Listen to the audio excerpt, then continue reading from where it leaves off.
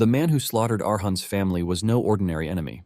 Carlos was a swordmaster, a monster standing far above human limits, and no matter how hard Arhan trained, revenge still felt impossible. But just when all hope seemed lost, the portrait of his legendary ancestor, Liam Caravan, suddenly came to life. The founder of the Caravan family had been watching him in silence, waiting for the day Arhan's hatred became strong enough to carry the weight of revenge. And now, that day had finally come. Liam revealed a secret hidden in the Caravan bloodline, a power that sounded completely insane. By devouring a sword, Arhan could absorb the memories and techniques of its former owner. It was the reason the Caravan family had produced swordmasters for generations. There was only one problem. To begin walking that path, Arhan had to do the impossible. He had to heat Liam's sword, bite into the burning steel, and swallow it piece by piece. With his parents' bloody faces burned into his mind and Carlos's name fueling his rage, Arhan chose not to hesitate. He sank his teeth into the red-hot blade and tore off a piece like candy, forcing himself to swallow the burning metal. Despite the pain, Arhan continued to finish the rest, determined to have his revenge. To understand the story better, let's rewind a bit. Arhan grew up surrounded by stories that never quite matched the life he was living. His father spoke of the Caravan family as if they were legends, once powerful swordmasters whose names carried fear across kingdoms. But to Arhan, those tales felt hollow. Their home was falling apart, their influence long gone, and the village they ruled over struggled to survive. It was hard to believe in greatness when everything around him pointed to decline. But nonetheless, Arhan was chill with the people of the land. He even works alongside them on the farms, while also taking goods to the market to sell. It was a usual day for him to go to the market, and Arhan left happily, but by the time he came back, all he saw was a land filled with the blood of his people. Arhan is stunned by the gruesome scene unfolding in front of him.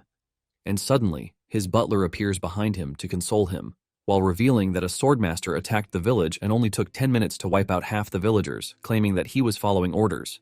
Arhan thought it was all over, but for some reason the swordmaster, Carlos, had spared his parents, and in that moment of warmth, embracing with his mother, Arhan knew that their troubles were not over yet. The swordmaster had given his parents and the survivors a month to vanish. With fear and no hope whatsoever, the survivors ran away from the village, leaving it desolate. Arhan's parents, however, chose to stay back because it is their responsibility as the leaders of the village. They try to get the butler to take Arhan away from the village, but he runs back halfway. Just like before, he only met a gore scene where his father's head is hanging on a pole, and his mother has been cut down. He tried to attack the swordsmaster with a crossbow, but he fell to his knees in fear, and the swordsmaster decided to spare him, but with a warning not to continue his bloodline because he would just appear to wipe them out again in the future. At that moment, Arhan lost everything, but swore vengeance upon his greatest nemesis, Carlos. Soon afterward, a year passed, and during this time, Arhan prepared for revenge against a swordmaster who was considered the pinnacle of strength. Arhan was left with questions because he had no idea why Carlos would kill his family or who was behind it all. Even though he has questions burning in his mind, he knows that one thing remains, and this is the fact that the lives of all those from the village who died in vain will never return. Just like he usually does, Arhan stands in front of the wall in his castle to stare at the sword and portrait that were said to belong to his ancestor, Liam Caravan. Suddenly, something strange happened as he stared at the portrait, and it began to emit a bright light with a voice emerging from it. When the light finally forms, it transforms into an old man who calls Arhan his descendant. Arhan could not believe his eyes because right in front of him was his ancestor, Liam Caravan. Arhan initially discards this because he believes that he is not seeing right, and he must have been suffering from a mental shock because of everything that has happened so far. However, it starts to become clear that the image in front of him is no hallucination. Liam speaks out, telling Arhan that he can feel the confusion in his heart because he is scared that he might have finally lost his mind. He also asks him if he is shocked that his ancestor, whom he believes is a myth, is standing right in front of him. Arhan then asks him if he is truly the founder of the family, the strongest swordsmaster in history. In addition, he wants to know why he decided to come at that moment if he is truly the great swordsmaster that they talk about. Arhan's anger and frustration take over as he screams at Liam, asking him why he chose that moment to finally appear. Liam calmly replies that he needed to be sure, revealing that revenge is an ordeal one must not even begin unless they are prepared to discard everything. Because of this, he has watched over Arhan for the past year and every single day. He realizes that, despite the fact that he possesses talent so trashy and hopeless that he himself can't deny it, he never lets go of his sword for a single day. Liam is blown away by his obsession and his will that refuses to fade away. Liam tells him that the reason he just appeared is that the hatred in Arhan's eyes has finally reached the depth that he wants. In addition, Liam confesses that his own patience has also reached the limit, and the murderous intent within him longs to tear apart the one who mercilessly killed his descendants. Liam mentions that there is one truth that cannot be denied, and this is the fact that only a swordmaster can kill a swordmaster. Liam is pretty sure that Arhan is aware of this, which is why he swung his blade to the point of insanity while swearing revenge. However, Liam lets Arhan know that no matter how much he trains, he will never catch up to Carlos. He explains that a swordmaster is a transcendent existence beyond the bounds of humanity. It is basically a realm so high that even those called geniuses cannot understand it. Even among these powerful swordmasters, Carlos still remains the top gem. Liam admits that even in his era there were only a handful with such skill, which means in the present age no one can touch him. He tells Arhan that as time passes, Carlos will grow even stronger. When Arhan hears all of these, his heart starts to tremble because he already had an idea that Carlos is way too powerful, but he never saw it in the light of being impossible to defeat him. Arhan groans in frustration because he can't believe that the man who took everything from him would become a hero, while he sits on the sidelines to watch helplessly, just like before. Just then, Liam tells him that things have changed because he is now there to help Arhan so that he might become greater than Carlos. Liam tells Arhan that he wants him to pass his judgment on the trash, Carlos, who killed his descendants like sheep. Liam lets Arhan know that there is only one way forward, and this is a path that only caravans walk. He tells Arhan that the way forward is for him to consume his sword, which is hanging on the wall. Arhan is ultimately confused when he hears this, and he stares at the man as if he were a madman. Liam then leads Arhan to the forge, where he explains to him that the caravan family carries a mixture of dwarven blood in them. Arhan places Liam's sword in the furnace while Liam continues to explain everything.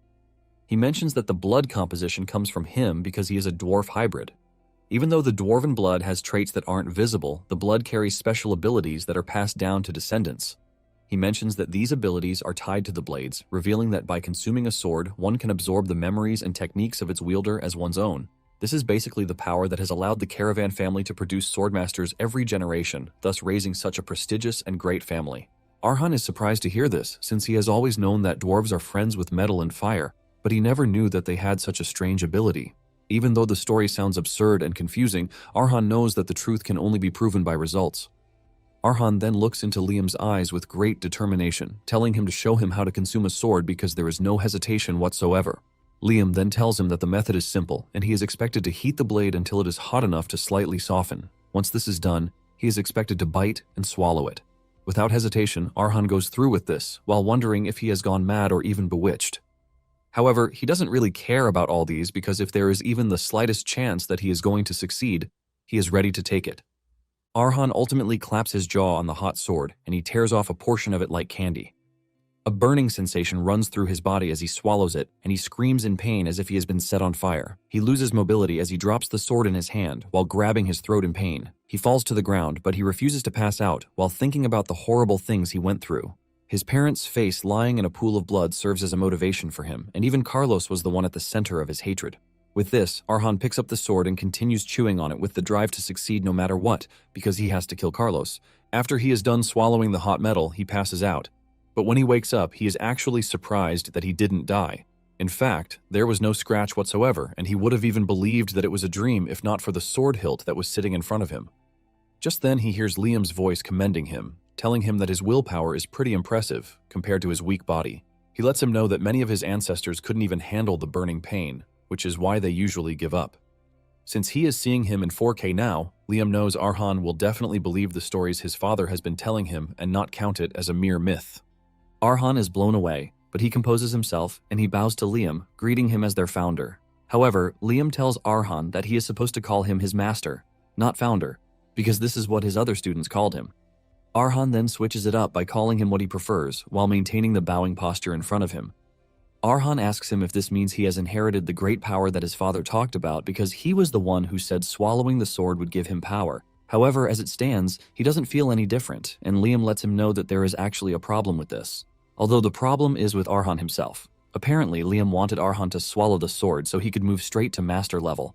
But because the concentration of his blood has reduced over generations, he can't digest the power inside it just yet, even though he has absorbed the sword. To put it simply, Liam lets him know that he can't absorb the full essence of his sword. Arhan is surprised to hear this, but he accepts it as what it is because he has to follow whatever his master says. Liam is shocked that Arhan is not overreacting to this, and Arhan reveals that he already knew that his body was weak. Even though the result was disappointing, he is at least relieved that there is still another way out. Liam asks him what he means by another way, and Arhan reminds him that he said it is impossible at the moment, which simply means that in the future, he would be able to absorb his power at some point. Alternatively, he can still find a sword that matches his current level of strength. Liam is blown away by Arhan's impressive intuition. He lets him know that he is right because the more the sword is used and worn, the better it is. He then asks Arhan to take him to a place that has a lot of swords, so he can pick the right one. Arhan then takes him to a junk site where there are a lot of used swords. Liam admits that the place is creepy as hell, and black mages would have loved to get their hands on a place like this. Arhan explains that all the junk from the slums find their way there. From worthless scrap to broken weapons, it is basically a place to find a sword that would fit what Liam said. Liam agrees that it is a good start, revealing that in his early days, he devoured swords in bloody places just like this one. They were swords by dead soldiers, axes that are covered in dirt and blood, and spears with broken tips lying around. Liam talks about how much he consumed these swords, and he urges Arhan to get stronger if he wants to survive. Liam says the place somewhat reminds him of back then, just like battlefields where lives clashed endlessly to stay alive. He talks about the cruelty of war and how countless lives fade away without a trace. Even among these dreadful memories and sorrow, he mentions that there would still be someone who would leave a brilliant spark of light. Liam then points to the distance, telling Arhan that he has found the sword for him. The sword is more or less like a needle, but Liam lets him know that this is what he needs. 1 month after this, some thugs make their way to the village, and the best place they decide to enter is the castle. They wonder why it is empty and start making up assumptions. One says they must have used the mansion for black experiments before abandoning it. However, another disagrees, saying they would have been dead the moment they walked in if that were the case. Another mentions that there is a possibility that a fallen noble is hiding in the mansion. The mercenaries are happy that they have gotten their hands on good loot because there is no one to stop them. One of them finds the clothes belonging to Arhan's late mother, and he starts rummaging through them. This entices the group, who believe that there is a lady living there whom they can have fun with after they are done looting. They start passing the clothes around to smell, but suddenly Arhan's voice cuts through the hall, telling the group to stop whatever it is that they are doing. Arhan emerges from the dark corridor, telling the group that his mother liked everything neat and clean, which is why he is going to ask them nicely to put everything down so that they can talk instead. The thugs start making fun of Arhan, since he is a kid, and even a boy at that, since they were expecting a girl that they could mess with. Arhan then asks them if they are looking for food or a place to stay. He assures them that he doesn't mind letting them stay as neighbors, but the thugs believe that Arhan is crazy for saying things like this. The leader of the group starts walking toward Arhan, telling him that he must really be stupid for not running away when he saw them. The dude lunges at Arhan while asking if he is eager to die. This ultimately turns out to be his biggest mistake as he unleashes the fury locked inside Arhan's body. Before he can react, Arhan pushes the needle sword into his abdomen, targeting a really vital spot. The baldy coughs up blood as Arhan stares him dead in the face with anger written all over him. 1 month earlier, after Arhan picked the sword, he had asked Liam if he was sure that this was the sword he wanted him to swallow, because it looked more like a needle than a sword. Arhan says it looks like something that would break if he tries to cut something with it. Liam tells him that this is exactly how it should be because it wasn't made to cut enemies or break things. Liam tells Arhan that it was made for one thing only, and it was basically made for a life or death fight. Liam tells him that it is a sword that is made for just stabbing. Arhan is confused when he hears this, and Liam understands why he would be because he can easily argue that a spear would be better. However, he lets him know that for a weak body like his, nothing beats memories that are inside the sword. Liam lets Arhan know that the owner, Mary, stabbed over 200 enemies with a body that is even weaker than Arhan's. Liam urges Arhan to respect the sword and swallow it with gratitude because the metal might be light, but the life inside it is heavy and serious. Liam lets him know that by taking in Mary's memories, he is definitely going to gain a lot.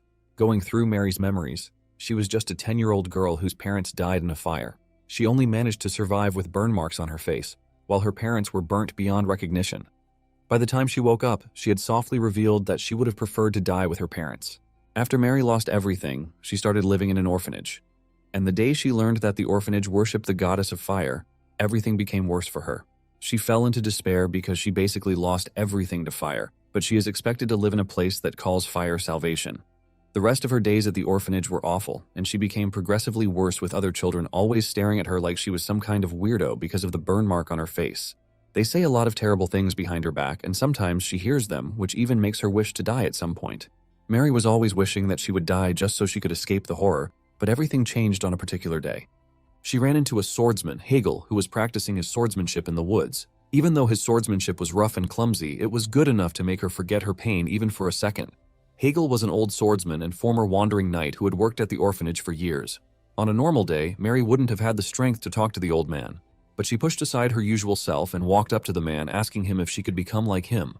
She tells Hegel that she really wants to learn, and this becomes her first step toward wanting to live. Hegel takes a minute before answering, telling Mary that what she is seeing cannot help her in life because she is a girl. He tells Mary that weapons like the one in his hand only hurt the person holding them.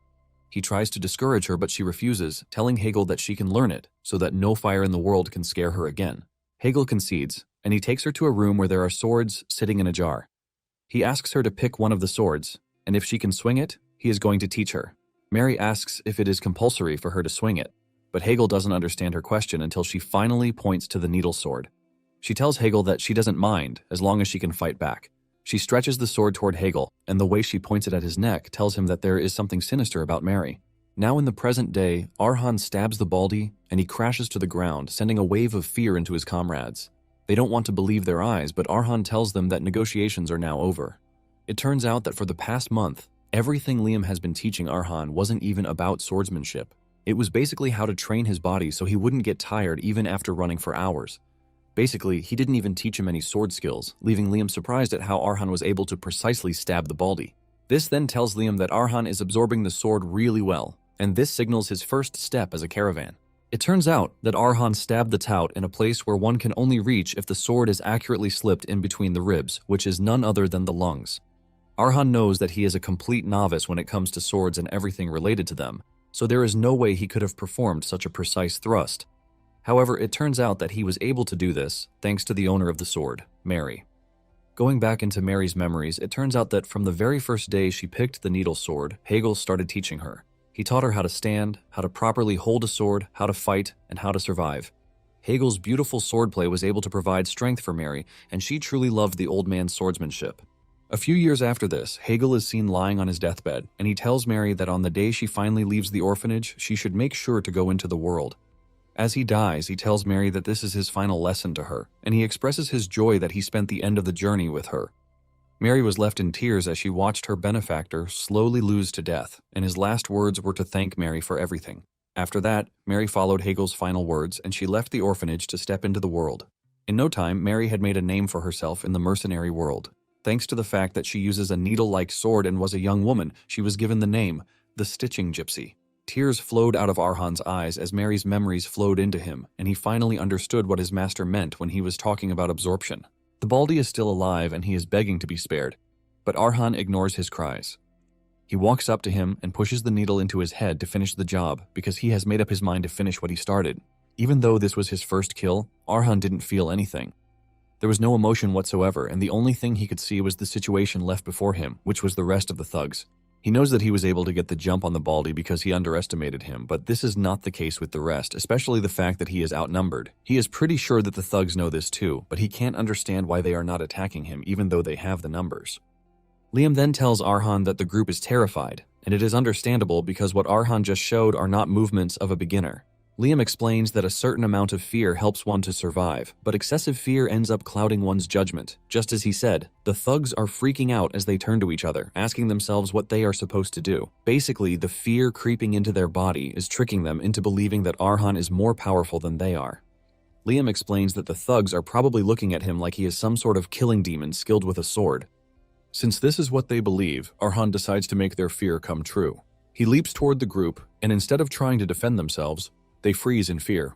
Arhan runs circles around them while weighing their strengths. He dodges their frantic strikes before picking out his target. Arhan locks in on one and pushes the sword into his neck, ultimately severing his life. It turns out that Hegel once told Mary that she doesn't have the liberty of time since she is a woman and she has limits. Arhan is operating on that principle as he runs around the group with his insane agility. Since he is the weak one in the situation, Arhan knows that he has just 2 strikes at most to take down his enemy before he is exposed. The moment Arhan picks out his target, he goes for a vital spot and pushes the sword into them. Basically, it is a situation of, don't make up for what you lack, but make what you have shine. Mary's strength was her innate flexibility because her body is built like that of a dancer, and she uses this to her advantage. She is able to attack the enemy from any angle while maintaining even the weirdest posture. Using all of these, she takes down her enemies in just 1 strike, by going for vital spots like the head or the neck. Arhan is doing the same, and he has used this to take out the entire group except for one more. The last dude starts crying like a baby with mucus coming out of his nose as he pictures himself in hell. The dude doesn't see a human, but a killing demon straight from the depths of hell. After wiping out the team, Arhan digs a grave to bury them. While he was busy burying them, Liam asked him if he had finally put aside his doubts. He lets him know that if he possesses the stamina to swing a sword the entire day without losing his breath, he can hold his own against 4 untrained thugs. Liam tells Arhan that he is already growing stronger amid life and death battles. Arhan realizes that everything his master said is actually true because, from his body becoming flexible like a dancer, as if he is reacting to the memories within the sword, to the memories of Mary, all became vivid as the fight began. With this, Arhan could finally see how Mary was able to fight against her adversaries. He wonders if this is what Liam is saying about the power of digestion, on how one becomes stronger the more they understand their opponent. Liam then tells Arhan that he doesn't lie when it comes to swords, but he lets him know that his days ahead will be filled with pain. He lets him know that he is going to go through hardships that would make him beg for death. He says it is going to reach a point where it would look like his current suffering is nothing but bliss. Liam then asks Arhan if he can still walk this path, and Arhan answers with determination that as long as everything he does helps him get a chance against Carlos, he would do whatever is necessary. The next morning, all the determination in his face turns into fear as he is ordered to climb a very high cliff. As he climbs the high cliff with sweat running down his face, Liam can see how scared and worried he is. He teases him, asking him where the look of determination in his eyes from the night before disappeared to. He asks him if doubt has started creeping into his mind, but he is not worried about this because it is also a part of his strengths. Liam says he is aware that Arhan has always been like this since he was young. Even though he would need to address this someday, he tells him that for that moment he just needs to sort out his curiosity first. Liam explains that the path of a swordsman is largely divided into 5 stages. There is the sword beginner, which is the entry level of the sword walker, the realm reached by those with talent. There is the sword runner, and these are those who have been established as the axis of the battlefield. The 4th is the sword expert, and these are sets of people who can single-handedly turn the tide of war by themselves. Last but not least is none other than the swordmaster, and they reign above everything else, like they are gods. Liam then asks Arhan where he thinks he currently sits among the 5 ranks. Arhan takes a deep breath before telling Liam that he is pretty sure that he is expecting a spirited answer, but he assures him that he knows his level very well. Arhan says the prerequisite for swordsmanship is manipulating mana, and the second, which is needed to handle mana, is the formation of a mana heart. However, since he hasn't formed a mana heart yet, Arhan is honest with himself, and he knows that he doesn't even qualify as a beginner yet. Liam is pleased to hear this, and he commends Arhan, telling him that his self-awareness is pretty great. Liam confirms Arhan's suspicion, telling him that he is truly an amateur among amateurs who hasn't even entered the threshold of the sword. Liam tells Arhan that the training is to lead him to the path of a beginner so he can create a mana heart. Arhan is shocked to hear this, and he asks the man if all he is doing at the moment is to create a freaking mana heart. Arhan cannot believe that he is currently going through a life and death situation because of a mana heart. Arhan then tells Liam that he might not be aware because things are different in his era, but he explains to him that in the current era, one can create a mana heart by drinking an alchemist's potion. It can also be created by having a Walker-class knight infuse mana to open one's senses. Basically, it is really easy to form a mana heart because ladies who learned swordsmanship for self-defense can even do this. Arhan then asks Liam why he would leave such an easy path just to make sure he is going through a method that can send him to his parents. Liam then tells Arhan that it is not actually bad to follow worldly methods to form a mana heart, but he lets him know that the power of Gunson steel is what resides in their blood. Liam tells Arhan that to unleash the full potential of this power, a sturdy vessel is required, which is why it is impossible with the heart of an ordinary person. He mentions that one can only reach the realms of humans with a trash mana heart, but if Arhan is serious about reaching the path of a swordmaster, there is only one thing he must possess. Liam tells him that what he needs is a heart of steel that is strong enough to clash with the world and not sustain a single scratch. Liam then tells him that there is only one way to form this heart of steel, and this is for him to drive himself endlessly to the brink of death, so that his body craves a mana heart of its own. Liam admits that only a few of his disciples were able to complete this training because it is an agonizing and horrific process. However, he lets him know that those who endured all the training to the end became swordmasters. Liam then asks him if he is now motivated by what he just told him. Arhan replies that he is more than motivated as he continues pushing himself to the top of the cliff. Liam assures him that the mana heart he is going to acquire will be different, and this is enough motivation for Arhan to continue pushing through. Meanwhile, in the east village of Campbell, they have started hearing rumors about Caravan Village. It is now considered a spooky village that contains no single soul because everyone suddenly vanished a year ago. The rumor that has started developing is that there is something in the village that is considered to be highly dangerous.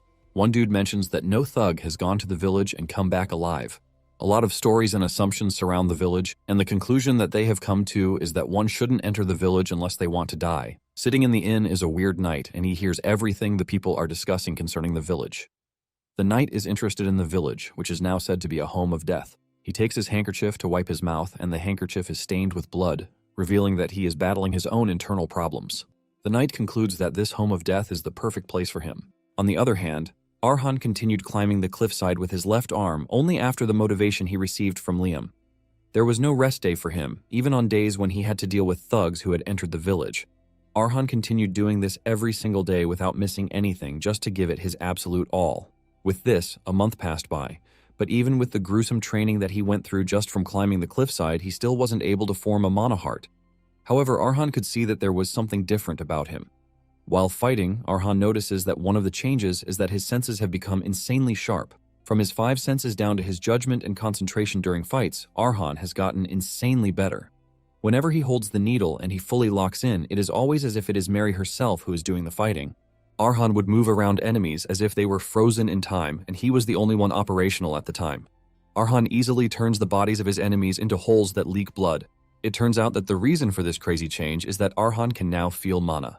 While meditating in the forest, Arhan is proud of himself because he is able to achieve all of these without forming a mana heart or reaching sword beginner just yet. Arhan knows that this is only possible thanks to the power of the needle. Arhan then asks his master what sort of power he is expected to possess once he reaches the next stage. Liam scoffs, telling Arhan that he still has a long way to go, so he shouldn't think he has gotten better. However, he lets him know that he is going to grant him the answer to his question. Liam explains that once he forms a mana heart to become a sword beginner who understands the depth of this power, he can then be said to have gotten to a level that is equal to Mary's. If he can move further from this, channeling the power from the mana heart, he would have reached the realm of a superhuman that is capable of strengthening physical abilities and establishing a field for offense and defense. Liam reveals that this is the stage that is called a swordwalker. Even though it is the next step after beginner, he would realize that the moment he faces it, there is a vast difference between the two. Liam then asks him if this answers his question, and Arhan says yes. However, Arhan has one more question, and this is about the man who just settled down in their territory. Arhan has been watching him, and he asks Liam if this fellow is a swordwalker. Liam confirms this, saying the man is an opponent who is on a different level from the trash Arhan has been dealing with until that very moment. Liam asks Arhan what he plans to do about the man because with his current power level, he won't even last a second against him. Arhan replies that he is still monitoring the situation while preparing for any eventuality that might come up. Arhan tells Liam that he really doesn't have any choice in the first place. Liam then tells him that he still has the option of abandoning the territory so he can avoid a fight. However, Arhan replies that this is not an option that he can choose because even though the territory is now desolate, it is the only place where he can remember his memories with everyone. Liam understands his pain, and he urges him to become really strong because in this harsh world, power is the only answer. Liam tells Arhan to use his wishes as fuel to propel himself forward to get what he really wants.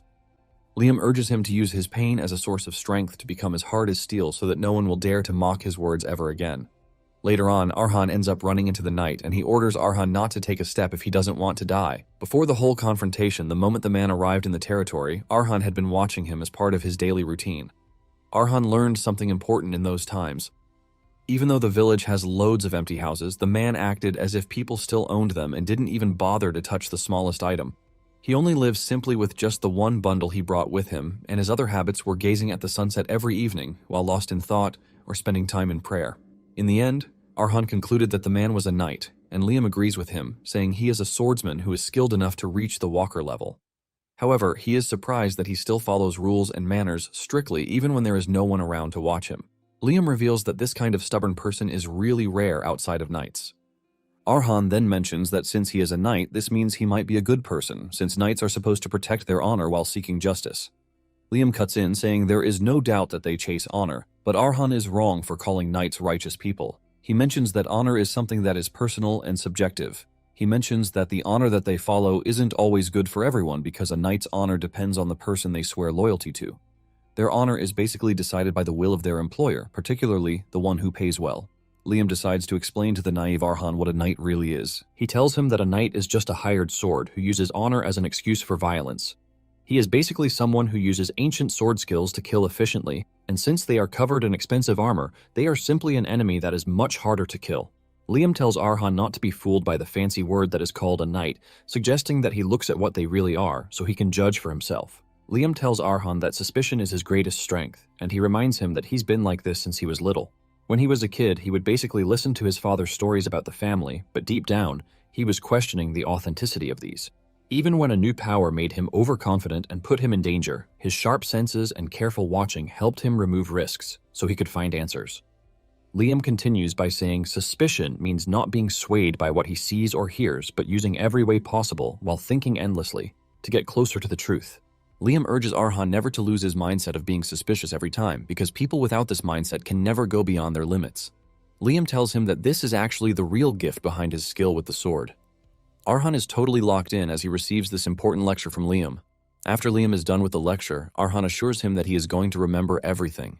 It is because of these lessons that Arhan never lets his guard down around the strange man who has settled in his territory.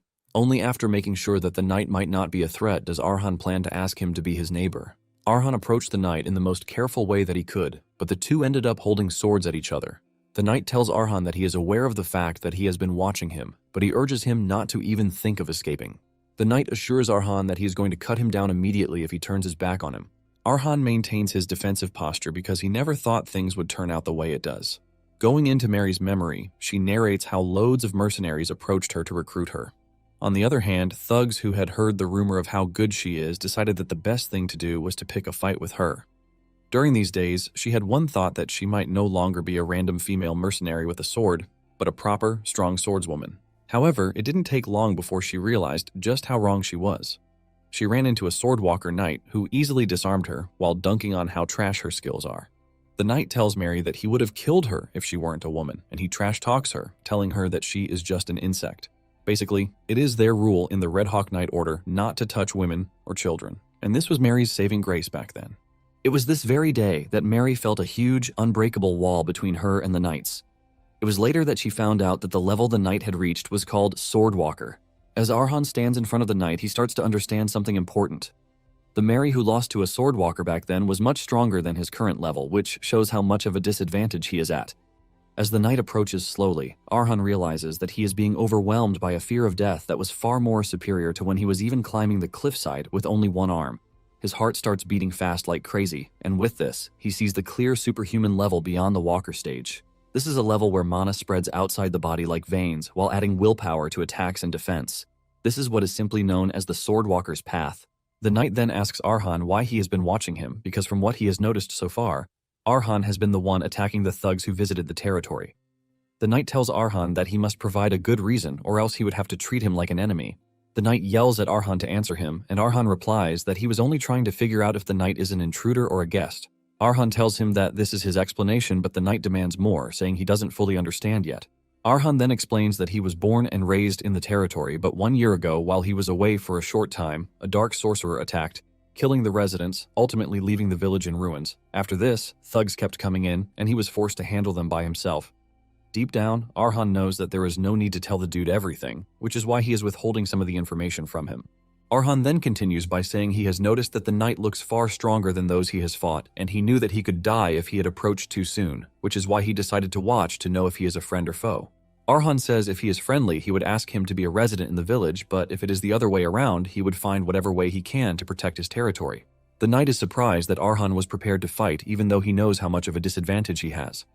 Arhan then replies that the land holds all the memories that he has, which is why it is too precious to run away from. When the knight hears all of these, he realizes just how much Arhan has suffered. The knight takes a deep breath, telling Arhan that it is time for him to tell his own story, because for them to become neighbors, they should definitely know each other's stories. The knight then urges Arhan to lower his guard and put down his sword, so he can sheath his own sword before sharing his story.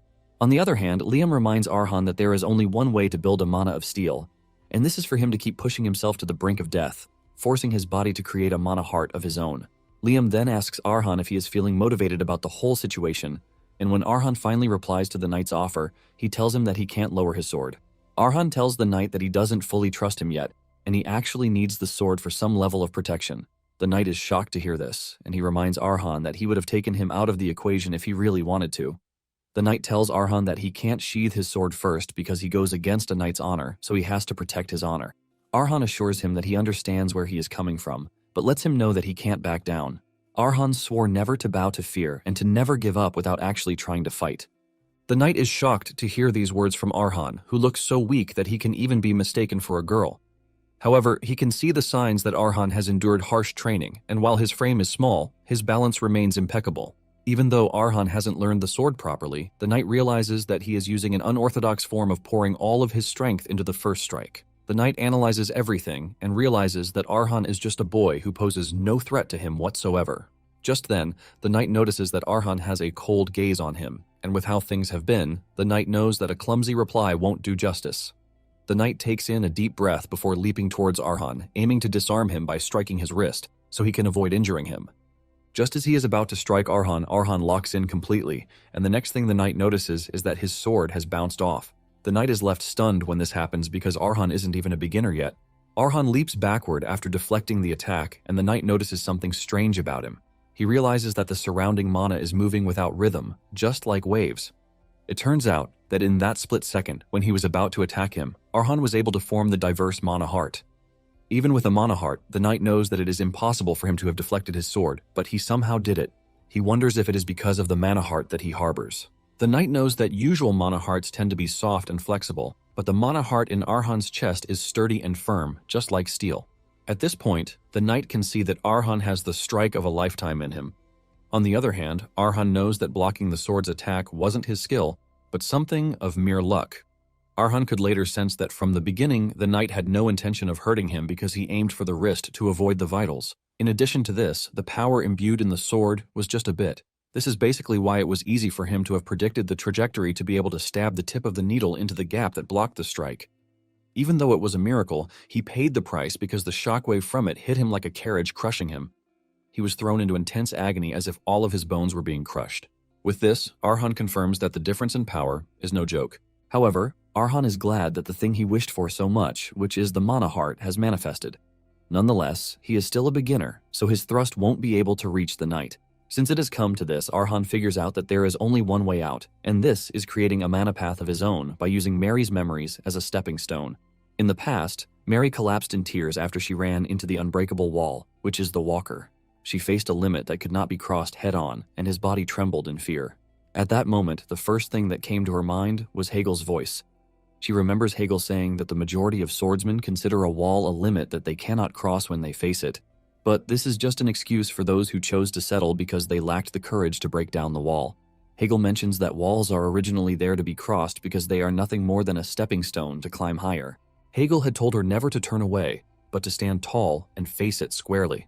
After facing her fears, Mary had returned to face the Walker again with the acceptance that she is going to get cut really badly. But if she refuses to give up and just crashes against the wall, her sword would definitely cross over this wall. Following Hegel's advice and suffering many painful circumstances, she was able to cross this wall. Basically, it is all about believing in oneself. The wall is something everyone who wields a sword would encounter, starting from the intimidation slowly seeping deep beneath the skin, to the hopelessness that feels like it is going to crush the challenger. Just taking a step would feel like a heavy load, and there will be temptation to turn away, but in this dire and tough moment, Arhan stood his ground and crashed against his tall wall.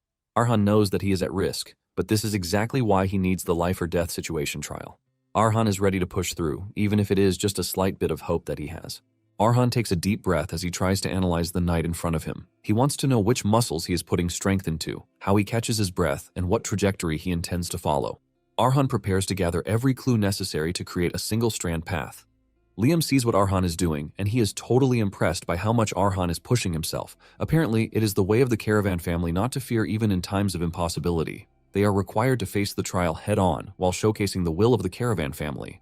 Arhan continues to put everything in place, and the moment he figures out that he is ready, he dashes toward the knight. Back then, Mary admits that she was afraid of fire and the fact that the tragedy that took everything from her was just the beginning.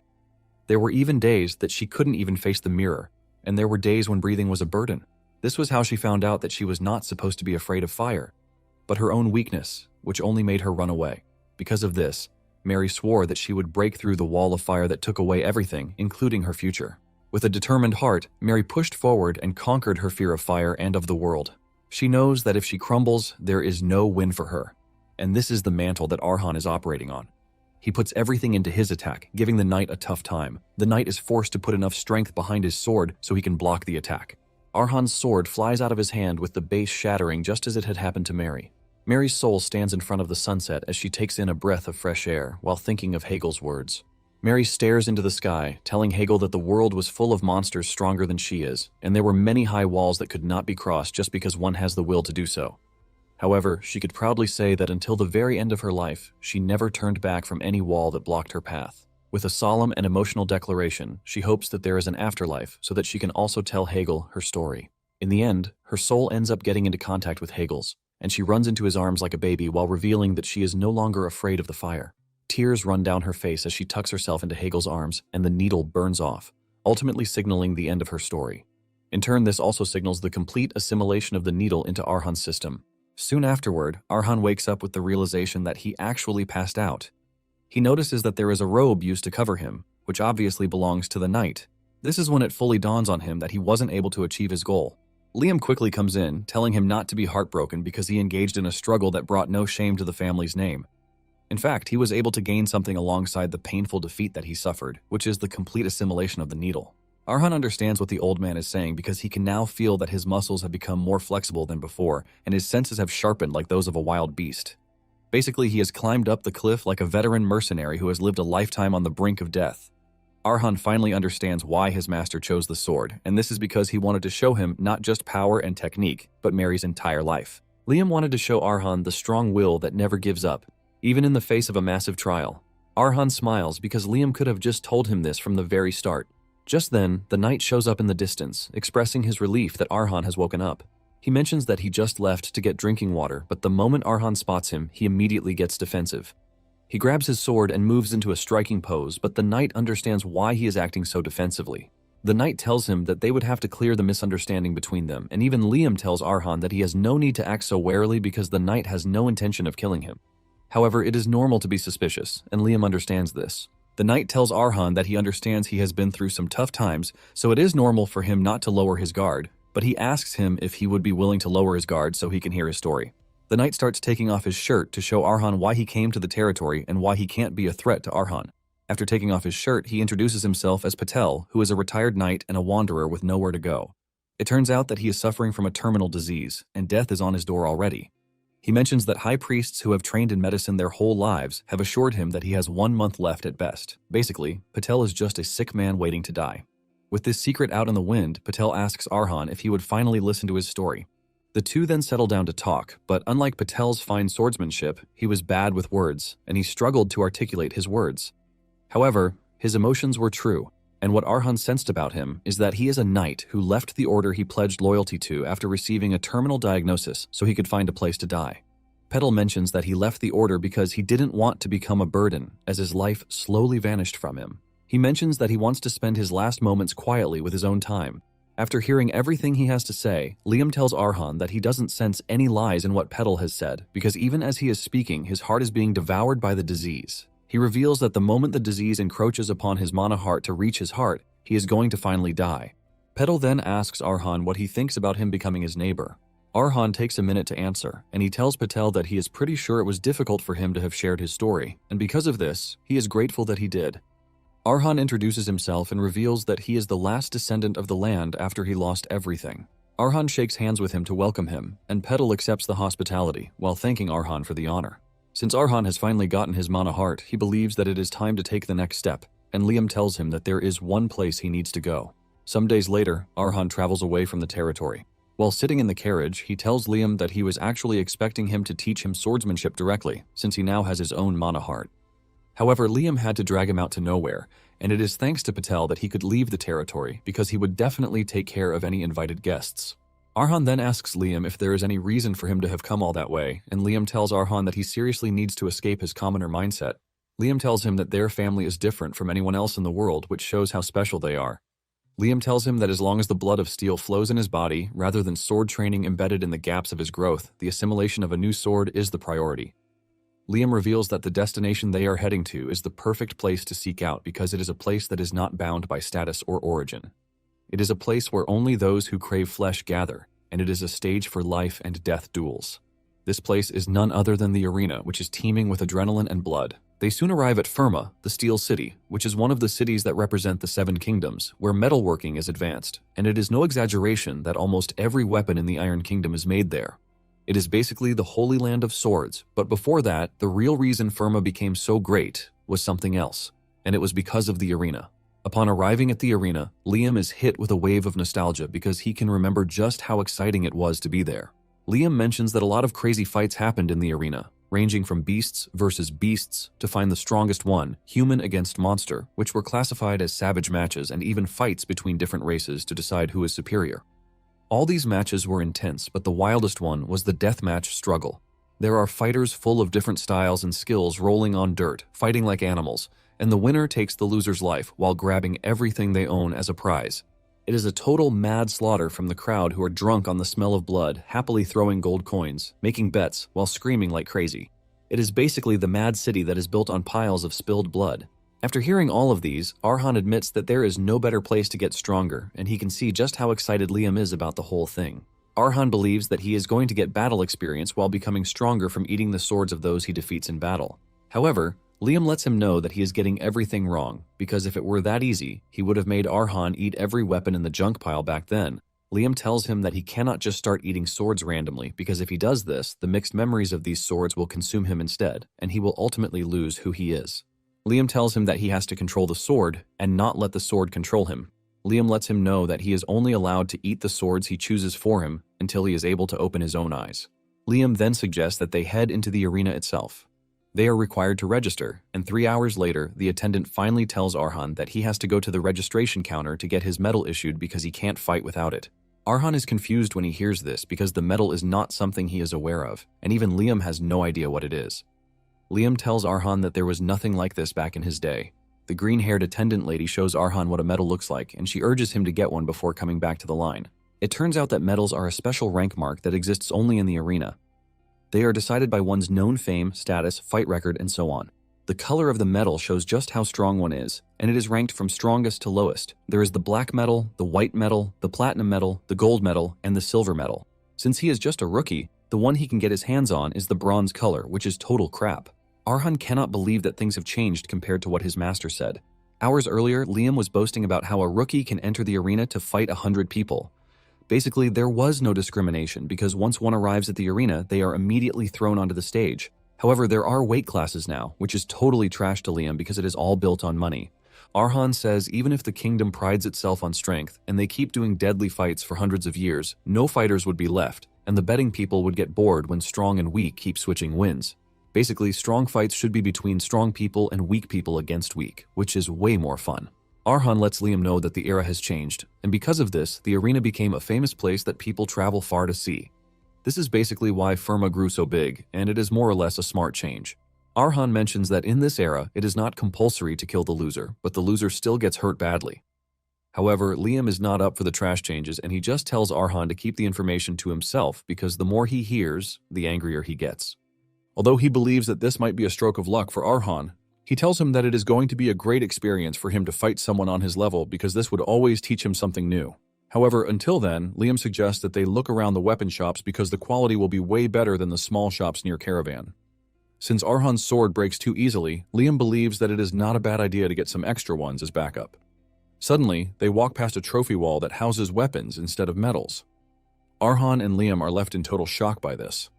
Arhan is in the middle of his admiration when a man, Tom, shows up on the scene. Tom could clearly see that it was Arhan's first time seeing the Hall of Honor, and the dude introduced himself as the caretaker. Tom tells Arhan that he is willing to explain the Hall of Honor to him, and Arhan bows his head to the man, telling him that he would very much like it.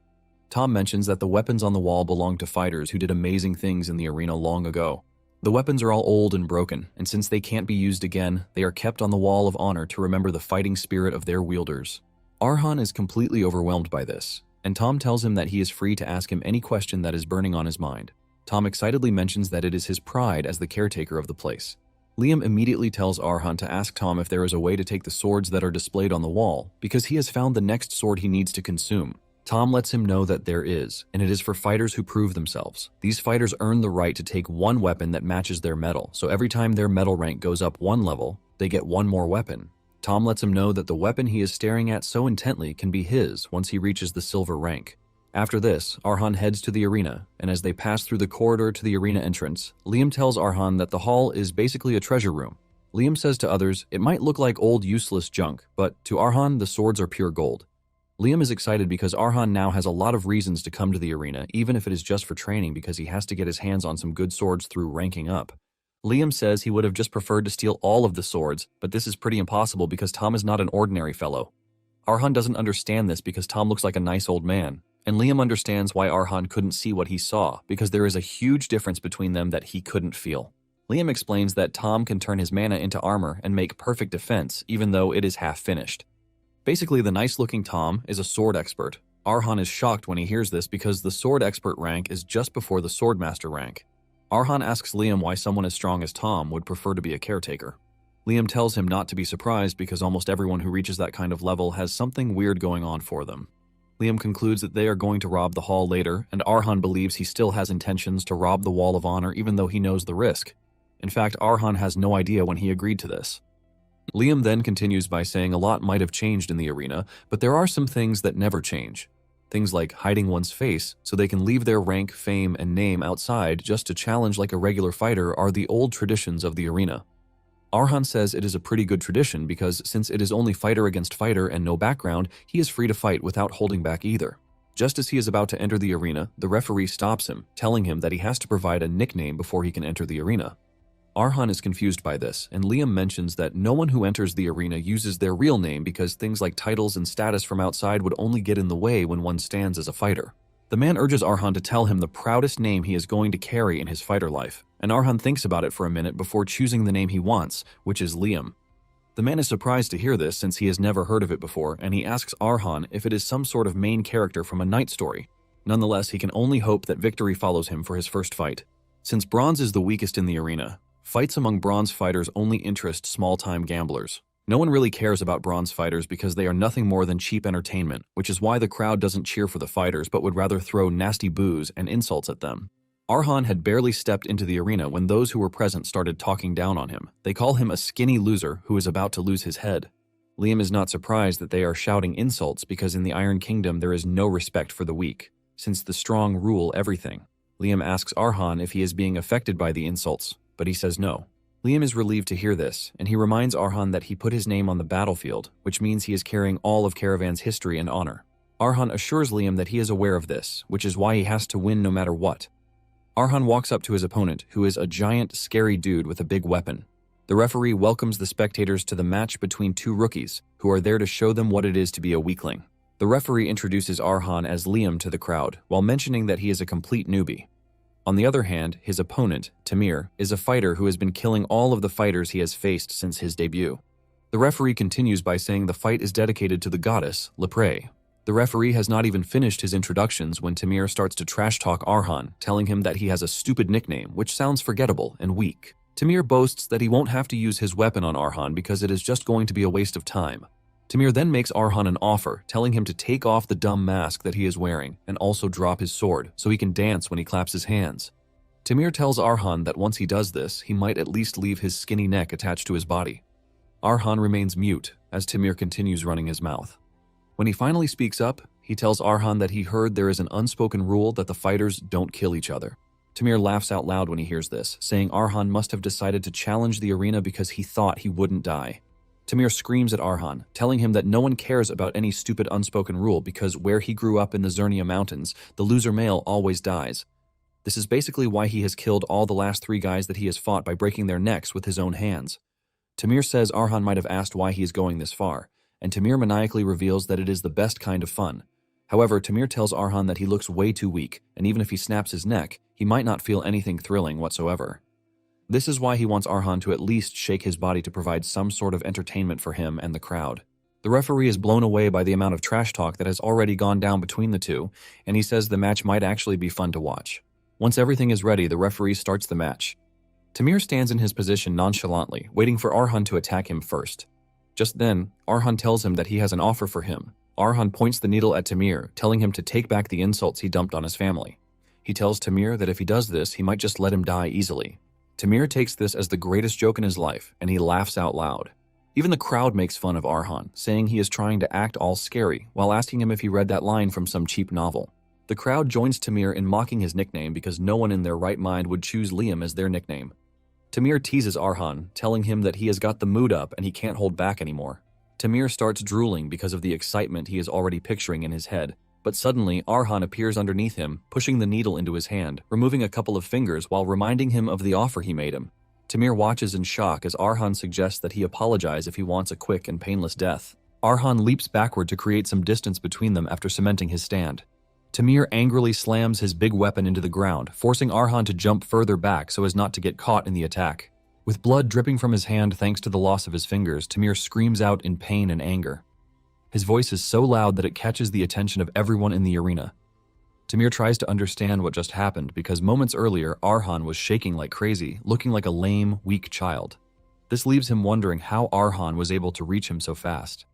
It suddenly dawns on Tamir that Arhan might have been pretending to be weak so he could lower his guard.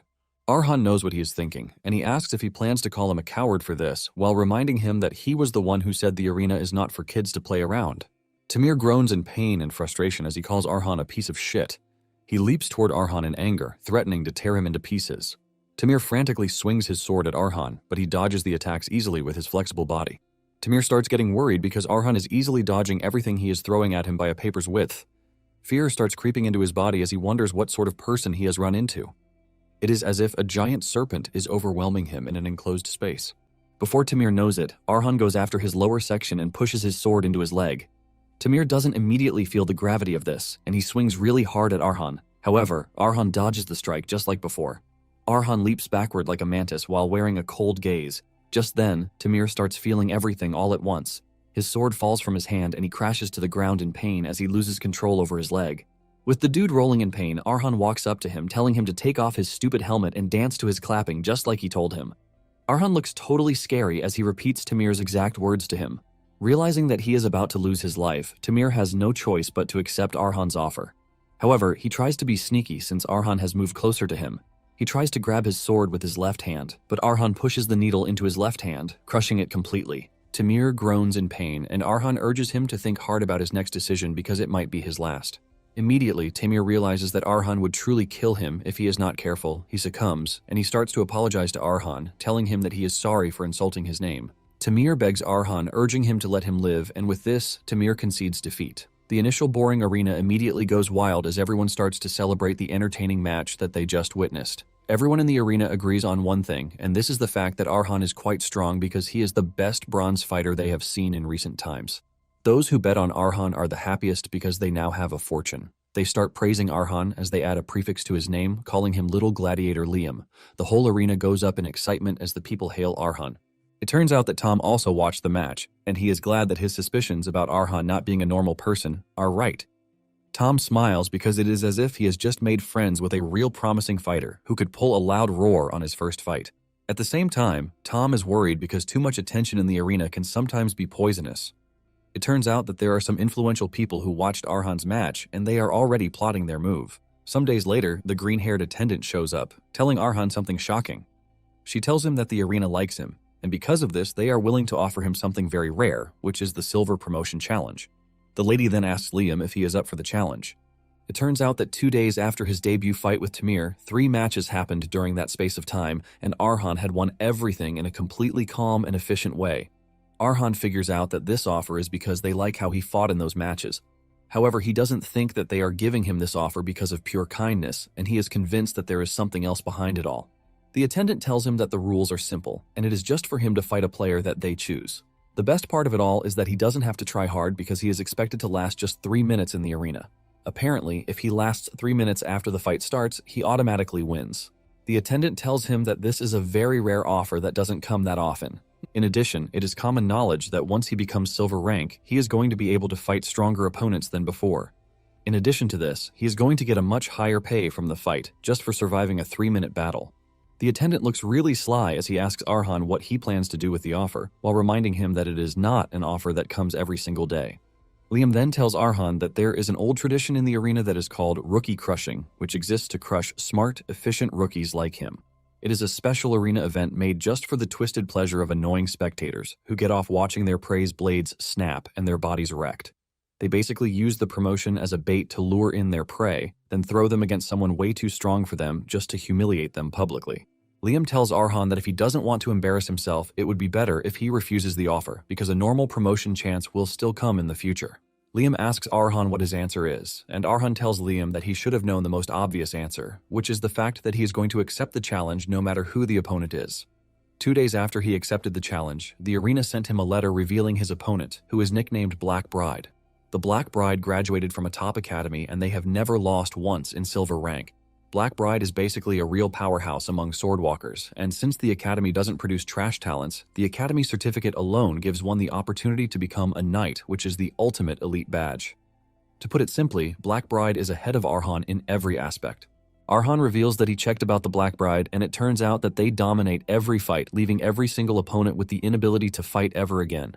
Liam realizes just how serious the arena guys are because if they prepared this much for him, it means lasting 3 minutes in the arena is going to be a big task for him.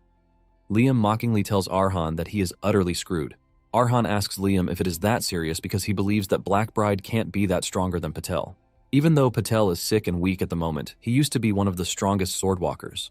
However, Liam lets him know that the situation back then and his current situation are absolutely different. He lets Arhan know that Patel held back during their match out of respect for him, but it is pretty obvious that he won't get that kind of luxury from the Black Bride. Just from hearing this, Arhan can imagine his head flying off his neck, and he thanks Liam for making things worse. However, he knows that Liam never lies about anything related to the sword. At the same time, Arhan thinks he has a chance because he has his mana heart and Mary's memories. Since it is just 3 minutes to survive, Arhan thinks he can get it done. Suddenly, a person wearing a hoodie cuts him off and calls him by his arena name. This strange fella takes off their cape to reveal that they are a lady. Arhan can sense the overwhelming aura from the lady and fear grips him right where he is. He takes a closer look at the lady and her sword, and this is when he immediately figures out that the Black Bride is a lady.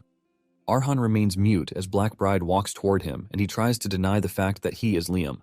Black Bride sighs before telling him that he is making things unbearably annoying. She grabs her weapon, ready to unsheath her sword. Arhan also grabs the needle as he prepares for a counterattack, but before he even knows what is going on, Black Bride has gotten to him. She holds her sword to his neck before he can even react to anything, to show him that she can kill him at that instant. Black Bride then tells Arhan to stop wasting her time because she knows that he is the one they call Liam, thanks to the obvious things all around him. However, Black Bride tells Arhan that he has no reason to fear because he only came to make him an offer. Arhan asks her what offer she is talking about, and she tells him that she would like him to quit the match because going ahead with it would be stupid of him. Black Bride tells Arhan that she can see that he has a bright future, and she would love to preserve that. Arhan asks her what will happen if he insists that he wants to fight, and Black Bride tells him with all coldness that he would have to pay for it. Later that night, a troubled Arhan heads to the Wall of Honor to meet with Tom. Tom is surprised to see him that late in the night, and he asks him why he is there. Arhan apologizes for coming so late because he knows that it is rude to show up without warning, but he has a shameless request. With a serious and determined face, Arhan asks Tom if there is any way he can borrow a sword from the Wall of Honor. After Black Bride's visit, Liam watches her leave with clear admiration, noting that her talent is completely wasted in this era. He explains that most swordwalkers hit a wall and crumble, but Black Bride is different since nothing is blocking her growth. With just a slight push, she could ascend to the next realm, making her a once-in-a-generation genius. Hearing this level of praise from Liam, who rarely compliments anyone, Arhan is left stunned. Recalling how Black Bride nearly took his head earlier, he realizes the gap between them isn't just large, but it's straight up hopeless. But still, backing down isn't in his vocabulary, so he makes up his mind to face her. Since Arhan refuses to forfeit, Liam wastes no time and urges him to find the second sword. That night, Arhan meets Tom at the Hall of Honor and asks to borrow a sword. Tom hesitates before asking if it's related to his duel against the Black Bride. Arhan is stunned that Tom has already heard about it, and Tom lets him know that the news about the fight has already spread like wildfire because it's a fight between two most promising gladiators. However, Tom can clearly see what's going on behind the scenes. The arena isn't promoting Arhan, but they're clearly setting him up. Tom tries to talk some sense into him, explaining that Black Bride isn't someone he should be fighting yet. This is because she's a genius from the Eastern Continent, a top graduate from one of the Iron Kingdom's 3 great academies, and an undefeated force in the arena, which is why Tom believes it's not the time for Arhan to face such a daunting fighter like the Black Bride, even though he's an excellent fighter with a lot of potential too. He advises Arhan again to gain more experience through other battles and challenge her after building the strength to withstand such a force. He believes it's the only way to put on a spectacular fight while staying alive. Arhan briefly thinks about Tom's words and simply thanks him for the advice, after which he declares that he still wants to fight Black Bride. Like a true menace, he activates his secret technique, emotional manipulation. With trembling hands and a shaky voice, he puts on a performance so convincing it deserves an award. He admits he's terrified, but claims he doesn't want to run away from fear. He then asks to borrow a sword from the hall, saying the spirits of past warriors will give him courage. To seal the deal, he proposes a win-win that if he survives, he earns the sword properly. And if he dies, Tom can just take it back from his corpse. And just in case that wasn't enough, Arhan throws in a final move, acting like he'll accept rejection without complaint. After a brief internal struggle, Tom gives in and agrees to bend the rules for him. He believes Arhan has the spirit of a true fighter, making him worthy of this exception. Instead of breaking character, Arhan pushes even further, asking again if it won't cause trouble. This completely finishes Tom, who reassures him with full confidence, and at this point, Tom is already emotionally compromised. Arhan bows repeatedly in gratitude, while Liam watches from the side, absolutely entertained. He even comments that Arhan might have more talent in acting than swordsmanship and could have made serious money in the entertainment industry. With everything set, Arhan excitedly looks forward to devouring his second sword and assimilating its power for himself. The next day, the arena erupts with excitement as the long-awaited duel begins. The crowd roars, hungry for blood, as Black Bride, dressed in her signature dark bride attire, steps onto the battlefield, but behind the scenes, things are far more sinister. The arena had already instructed her to completely crush Arhan and not just defeat him, but take one of his limbs for maximum entertainment value. At first, she refuses without hesitation, but the moment they reveal the reward is a legendary dragon sword from the Eastern continent, everything changes. This is because the blade holds deep meaning for swordsmen from her homeland, and it's something she's been chasing for a long time. Faced with such an offer, she falls silent, and the attendant takes it as acceptance, urging her to put on a show worthy of the crowd. Despite agreeing, Black Bride isn't completely heartless, and her conscience pushes her to meet Arhan beforehand and offer him a way out. She gave him a chance to forfeit and avoid what's coming, but she's disappointed when he still shows up at the arena. As Arhan takes his place on the battlefield, she starts to warn him one last time that whatever happens next is on him. However, as she prepares to draw her sword, an eerie feeling washes over her. She senses a thick blood stench in the air but finds it hard to believe it's coming from Arhan. What she doesn't know is that the feeling is coming from the second sword Arhan just consumed. A weapon from Crowd City, once wielded by a fighter drenched in blood who carved his own path to freedom. Crowd City was once a beautiful landmark that belonged to a fallen republic, but after breaking away, it became one of the 6 free cities. Back then, it was known as a paradise, a place filled with beauty and prosperity. However, that image is long gone because the city has now turned into a depressing nightmare where freedom and hope are luxuries that the common people cannot afford. This downfall began with the nobles, whose greed knew no limits. They first sold off the city's territory to a foreign superpower known as the Golden Empire, and even after that, they continued to exploit their own people. Eventually, they began selling off basic human rights just to rack up loans from the Red Bank, pushing the entire city into massive debt. Because of this, the citizens of Crowd City were reduced to nothing more than slaves. Human rights became non-existent, and the people were forced to endure constant suffering. Among those watching this slow destruction was a man named Fang, who could only observe as the city sank deeper into despair. He saw fathers getting beaten to death while begging on the streets, and mothers selling themselves just to keep their children alive. However, everything changed for Fang when his younger sister died from a simple fever because he couldn't afford medicine. That moment broke something inside him, and he began to question why everyone in the city continued to accept such a cruel fate without resistance. His answer unexpectedly came one day during a public execution. The prisoner was being put to death simply because he fought back against a drunk tourist who had been harassing him. Normally, violence within the city was ignored, but since the victim was a foreigner, the authorities decided to make an example out of the citizen. Despite how clearly unfair the situation was, no one stepped forward to protest. The people were too afraid of the consequences, fearing that any resistance would only lead to harsher treatment from the foreigners. However, something unexpected happened after the execution. The city fell into an eerie silence, and for several days, that silence continued. It was like a fragile tension masked as peace had spread across the land. But that wasn't peace, but rather the tourists and foreigners, who once looked down on the citizens, were simply being cautious.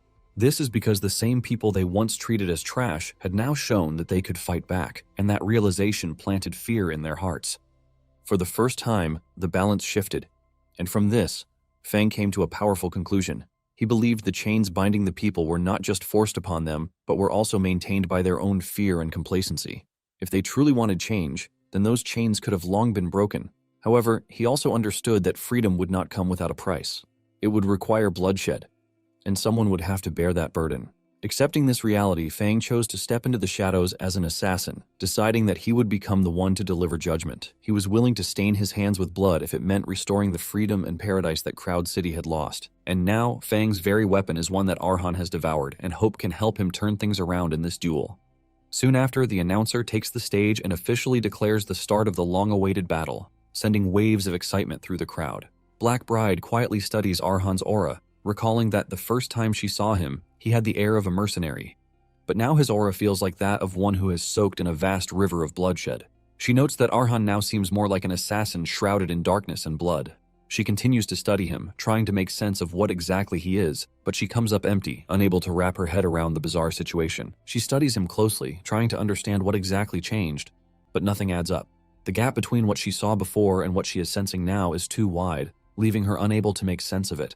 Still, she pushes those thoughts aside, deciding to finish him off. Without hesitation, she lunges forward with a swift and precise strike, fully expecting to defeat him instantly. However, to her shock, Arhan effortlessly evades the attack, moving with a level of speed that should have been impossible for him. This immediately throws her off because just a night ago, his movements were slow and clumsy, far from anything that could challenge her. Based on that version of him, there was no scenario where he could react in time, let alone counter her attack so smoothly. But now, he moves like a completely different person. Before Black Bride can process what is happening, Arhan closes the distance, attacking with the needle in one hand and the assassin's sword in the other. As their blades collide, Black Bride begins to notice something even more unsettling. His breathing and even the flow of his movements feel unnatural, as if they belong to someone else entirely. As the exchange continues, Arhan keeps up with her pace, effortlessly matching her strikes. This only deepens her confusion as everything about him contradicts what she knows. Standing before her is not the same inexperienced fighter from before, but something far more dangerous, forcing her to question what Arhan truly is.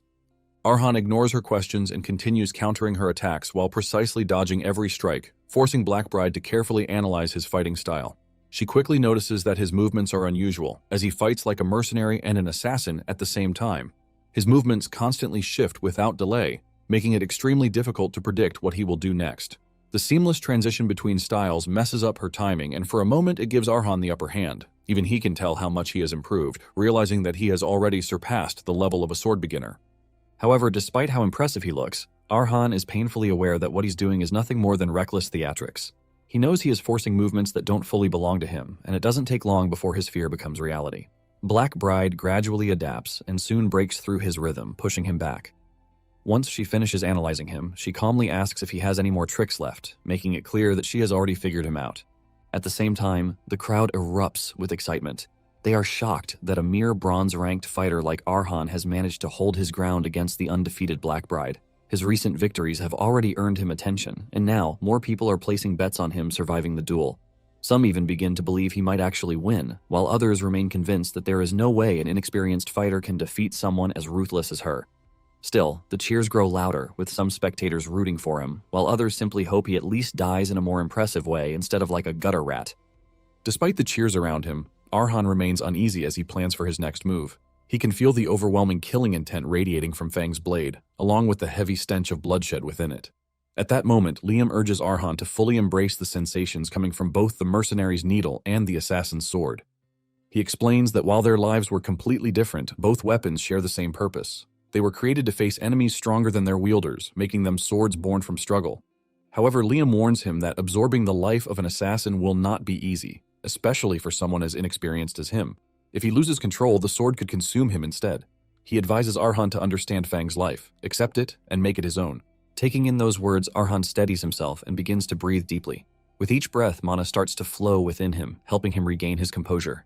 Noticing this, Liam tells him that the real battle is only just beginning. He explains that Black Bride has already analyzed his abilities during the first exchange, meaning she will no longer hold back. From this point onward, she will fight seriously. Arhan quickly understands the gravity of his situation as the arena has no place to hide, and that is a major disadvantage for him since an assassin's strength lies in the shadows. On top of that, Black Bride is now fully focused, which means he has lost any element of surprise. With no clear advantage, he concludes that his only option is to create distance and stall for time until the 3-minute limit is reached. Acting on that thought, Arhan swiftly takes several steps backwards, widening the gap between them. However, in the very next moment, Black Bride closes the distance instantly, leaving him completely stunned. From the audience, Tom watches without surprise, knowing that Arhan has yet to understand the true power of a swordwalker. It turns out that at that level, fighters can extend their mana outward, creating a path that allows them to overwhelm opponents while controlling both offense and defense. But more importantly, that same power can flow within their bodies, enhancing their physical abilities to a superhuman level. Soon, the Black Bride begins her relentless assault, forcing Arhan into a defensive position where he struggles just to keep up. It quickly becomes clear to him that she had been holding back earlier, because the speed and power she is displaying now are far beyond what he experienced before. Arhan desperately searches for an opening or loophole to explore, but finds none.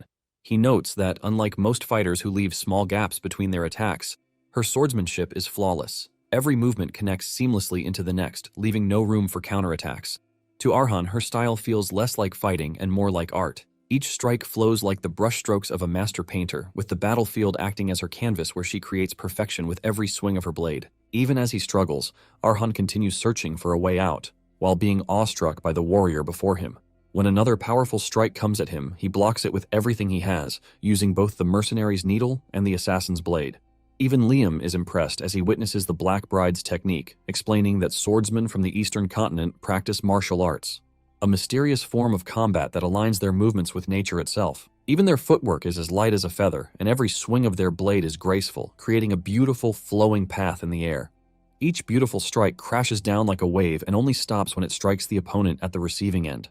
Arhan continues to dodge every flawless blade stroke, but just when he thinks he's in the clear, the Black Bride maps out a path that catches him dead center.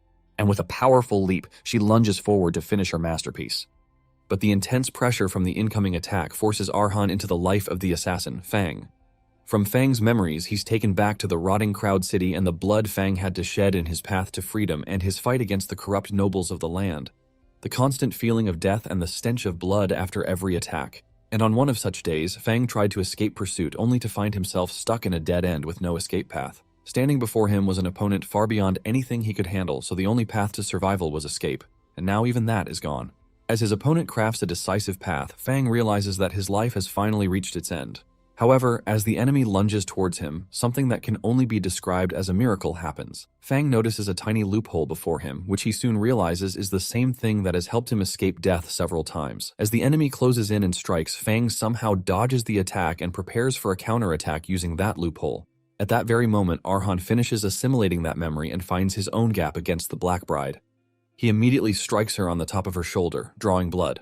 The Black Bride is taken by surprise as Arhan dashes to the other end, having finally understood how assassins always find a way to survive even in the most insane conditions. However, this is something he couldn't have achieved on his own, but with the memories of a genius assassin. The Black Bride is surprised that Arhan was able to break through her perfectly mapped path in only a few seconds. However, the devastating attack she left on Arhan's ribs convinces her that he has reached the end of his road. Arhan freezes as he becomes painfully aware of the pain in his abdomen. He notes that the Black Bride is an overwhelming opponent compared to Fang's opponent, who was also a skilled swordwalker. She not only avoided a fatal wound from Arhan, but also managed to deal damage to him in only a split second. Because of that attack, Arhan's ribs feel like they might snap with even the slightest movement, which is why he remains frozen in place. In his injured state, Arhan fears he might not be able to use the mercenary or assassin's arts, and creating a distance to buy time is even more impossible. After analyzing his options, he concludes that the best course of action would be to forfeit the duel. He briefly considers taking this route even though it might be humiliating. At least with his life intact, he believes he can rank up properly later. However, that stubbornness in the blood of the caravans washes over him, making Arhan more determined to keep going. Watching his young descendant renew his resolve to fight despite the odds against him, Liam smiles proudly. Even the announcer is stunned that a mere bronze fighter managed to inflict injury on the undefeated warrior queen. He begins to wonder if Arhan plans to keep fighting in his injured state. Seeing him prepare for another round, the announcer realizes Arhan has the makings to become a star with such relentless determination.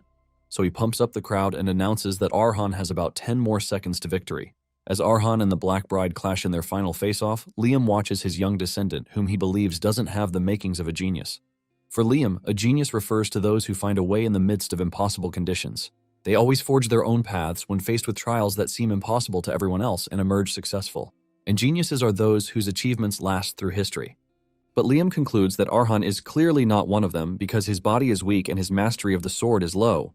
While normal fighters can swiftly learn 10 steps, Arhan can only manage fewer than 3 in the same time, which is the limit his body can take. Meanwhile, Arhan stands firm despite being cut in multiple places by the Black Bride. This makes Liam believe that Arhan might just be among the few who are considered greater than geniuses because they never give up. These select few are called legends, and their raw determination sometimes causes a massive ripple, making them heroes. Liam believes that Arhan's relentlessness, even when faced with the loss of everything he holds dear, is what makes him different. Because in that darkness, he never let go of his sword until the last moment. Liam points out that this is what gives Arhan the qualities of becoming a hero. However, the next moment, the Black Bride does something that takes Arhan by surprise. She uses his exact same mercenary dancer-like movement to attack him and even makes sure he's aware of it. Unfortunately, before Arhan can figure out what's going on, her sword plunges into his shoulder, fatally wounding him. This makes Liam conclude that Arhan's hero drive was a bit lacking, but he encourages him not to be disappointed. Just as Arhan collapses in the Black Bride's arms with her blade stuck in his shoulder, the host announces that the set time has elapsed, declaring Arhan the winner.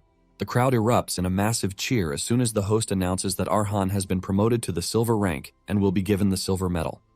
Meanwhile, the Black Bride lets go of Arhan, and he collapses to the ground while she quietly watches him. Even though she spared his life, the Black Bride notes that she did quite a number on him because once she holds the sword, she can't hold back. Though some might call it talent and others madness, she believes it is basically violence. Yet a burst of excitement rushes through her as it has been a while since she faced such a formidable opponent, and this has piqued her interest in Arhan even more. Just then, a voice telepathically interrupts her thoughts, reminding her of her contract to take one of Arhan's limbs in exchange for the dragon's sword. He lets the Black Bride know that she will not receive the reward if she fails to keep her end of the deal. From the VIP area, the annoying noble dishes out instructions to her using a glowing orb. He gives her one last chance to take Arhan's arm as her trophy purely for entertainment purposes in exchange for the Drago sword. As the annoying voice continues to push her, the Black Bride hesitates. But after a while, she curses him out and breaks the telepathic link before sheathing her sword. With that, she makes up her mind to leave the city for a while, but suddenly, a bright light explodes before her eyes. The Black Bride tries to make sense of it, and as she senses a familiar but unsettling aura, Liam materializes in front of her. Even Liam is surprised by the unexpected development and wonders if it's a result of Arhan's loss of consciousness or because of the aftermath of the fierce fight. He greets the Black Bride, referring to her as the Eastern Little Girl. He tells her that she's one of the rare ones from the East called shamans who can sense souls and possess a powerful divine energy. Liam is amazed that the Black Bride has such a sharp sense alongside her superior martial talent. Meanwhile, the Black Bride is still in a daze, wondering whether the sight before her is an illusion. But one thing becomes clear to her, and that is that the person in front of her has a heart sword, which is something only those who have reached the end of the sword can manifest. The heart sword is also a symbol of someone at the swordmaster level. The Black Bride recalls that Swordmaster Carlos is surrounded by 10 blooming heart swords after he rose to become the strongest swordsman alive. However, the number of heart swords above Liam leaves the Black Bride bewildered. She begins to count, and from dozens, it soon stretches into hundreds and thousands, and she loses count, realizing they cover the entire sky. She studies him closely, unable to determine the nature of the creature towering before her. Sensing her dilemma, Liam tells her that she's not equipped to fully understand the answers to all her questions. He then encourages her that it's something she can also reach for, and it is known as the Land of the Swords or the final destination of all blades. Just as quickly as the illusion appeared, it vanished before her eyes. Before vanishing into thin air, Liam says he looks forward to the day they meet again, and he even calls her Seolyeon, which so happens to be her real name.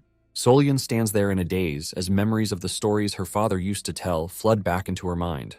Back then, he told them a legend about swordsmen who ascend when their realm reaches the heavens. Seolyeon's father says such swordsmen go to the land where immortals dwell.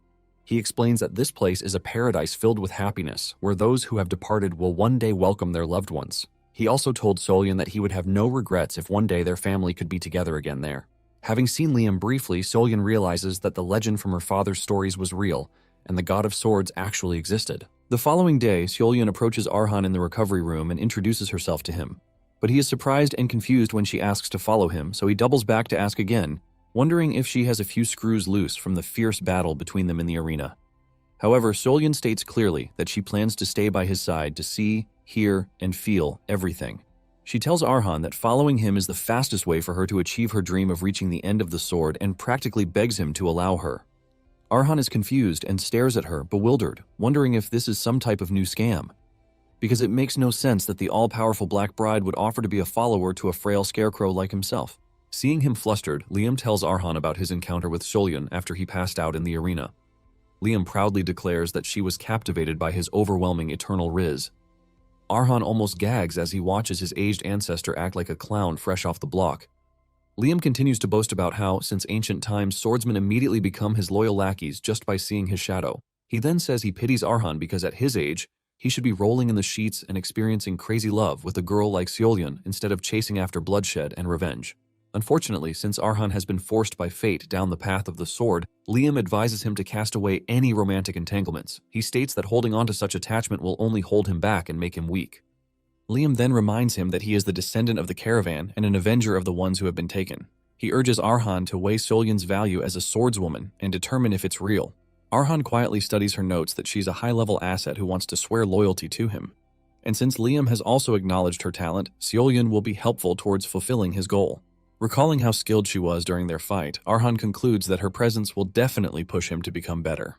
So he introduces himself properly and welcomes her to join him as a neighbor, and Solyun also puts herself in his care. On their way back to Caravan, Arhan tells Solyun that he would like to clarify something before they get to his territory, and he urges her not to take offense at it. Arhan tells the lady that he is currently in a complicated relationship that he can't properly explain, but the baseline is that he can't be in a relationship with her. The mood immediately changes when Arhan says this, and Arhan continues by saying he is pretty sure that Solyun doesn't see him that way too. Nonetheless, Arhan reminds her that they are of opposite genders, so things can change unexpectedly. Just in case this happens, Arhan wants Solyun to understand his stand. Solyun then replies, telling him that she understands why he is worried, but assures him that there is no need to. Solyun completely ruins Arhan's ego as she tells him that he is not her type, so there is no freaking way anything will happen between them. Liam almost dies of laughter when he hears this, but Solyun doesn't even stop there. She tells Arhan she prefers men who are taller than her with a bulky body and sharp, intense features. She totally crushes Arhan by revealing that she wants nothing to do with skinny and frail guys.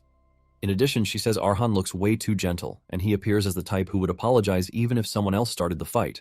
She roasts him so badly that even the carriage driver starts sweating on Arhan's behalf. Solyun tells Arhan that she has nothing against him, but it is pretty obvious that he is not her type. After saying this, Solyun asks if she still needs to continue, but Arhan shamefully says no because he might just wither away if he gets another round of roasting from the utterly blunt girl. Since they are past this, Solyun tells Arhan that she has something else to ask him. She asks him if there are other neighbors in his village, since he said she was the second one. Arhan mentions that a knight actually moved in recently, and he is pretty sure that she will get along with him. Arhan explains that Patel is skilled and a good person at that too. In fact, Arhan tells Solyun that Patel is a very kind person. Not long after this, they arrive at the village, and after alighting from the carriage, Arhan notices that Solyun has just a small bag with her, and he asks if this is all she has. Solyun confirms this, revealing that she doesn't have that much load in the first place. Solyun says a sword and a day's worth of rations are enough for her because if she exhausts them, she can always get more. On the other hand, Solyun notices that Arhan has a lot in his bag. In addition, she remembers that Arhan had only one sword back at the arena, but he now has at least 3 daggers. Arhan mentions that his sword got damaged in the last match, so he picked up a spare while he was in the city.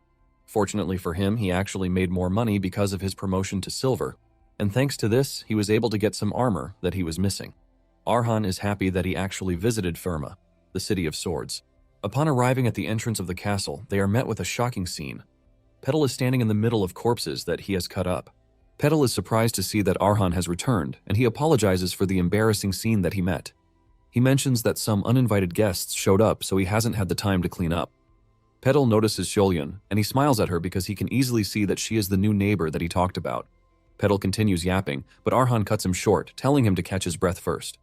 Solyun looks totally stunned as she stares at the gory scene in front of her. Arhan shamefully walks up to Patel to whisper in his ear because he just ruined the image of Patel being a very kind man that he described for Solyun. On the other hand, Solyun could see that there is nothing ordinary about the village whatsoever. After they settle in, Petal explains that several intruders showed up while he was away. Fortunately, some of them backed up after he warned them, so there was nothing too serious about that. However, about a week ago, a completely different kind of group started targeting the village. Petal tried to handle things diplomatically, but they decided to attack him that very day. This was why he had no choice but to cut them down, which is why they met such a horrific scene. He lets Arhan know that from what he has gathered, the intruders are not ordinary bandits because they call themselves the Red Wolf Brotherhood. Arhan is surprised because names tied to colors and paired with animals are usually reserved for knight orders. Petal confirms this, explaining that such names represent identity and purpose. As a former knight himself, he finds it insulting for lawless bandits to imitate them. However, he warns that this makes the situation even more dangerous. When Arhan asks why, Solyun explains that a group bold enough to mimic knights is either massive in scale or led by someone powerful enough to look down on knights entirely. At that very moment, Liam tells Arhan that this group is perfect for him to use as prey. With a mischievous grin, he urges Arhan to use Fang's blade to wipe out the arrogant Red Wolf Brotherhood without the help of Solyun and Patel. However, Arhan feels uneasy about this, and he was already expecting Liam to cook up some impossible task, given how he has remained quiet for a while. He immediately refuses the proposal, pointing out that even Patel, a swordwalker, had a hard time handling only a few, so he can't understand why Liam would send him to take out an entire organization without even knowing the extent of their strength, but Liam reminds him of the steel blood that runs through his veins as a caravan. He points out that steel becomes stronger the more it is hammered. He adds that this is the perfect opportunity to truly master Fang's blade, and if Arhan can overcome this on his own, Liam believes he'll finally forge his own path instead of just copying the lives behind the swords he devours. That single statement hooks him instantly, and without hesitation, Arhan turns to Patel and asks for the location of the bandits' hideout.